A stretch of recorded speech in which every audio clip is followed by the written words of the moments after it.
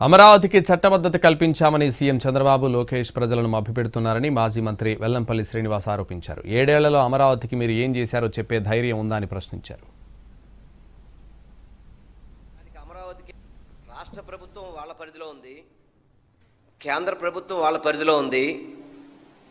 దానికి అమరావతికేమో చట్టబద్ధత కల్పించామని చెప్పని ప్రజల్ని భ్రమంలోకి తీసుకెళ్లే విధంగా చంద్రబాబు నాయుడు, నారా లోకేష్ కేవలం ఆంధ్ర రాష్ట్ర ప్రజల్ని మోసం చేయడానికి తప్ప, మీరు గతంలో 5 సంవత్సరాలు పరిపాలన చేశారు, ఇప్పుడు 2 సంవత్సరాలు పరిపాలన చేశారు.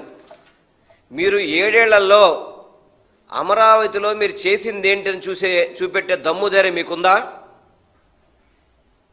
అది కాకుండా కేవలం ప్రజల్ని మభ్యపెట్టి ప్రజల్ని ఏమార్చే విధంగా మిగతా వాళ్ళు చేసే తప్పుల్ని ఎత్తు చూపెట్టకుండా కేవలం అమరావతి గురించి మాట్లాడుకునే విధంగా ప్రజల్ని భ్రమంలో తీసుకెళ్ళడానికి తప్ప మీరు చేసినది ఏది కూడా ఇవన్నీ డ్రామాలని చెప్పి ప్రజలందరికీ కూడా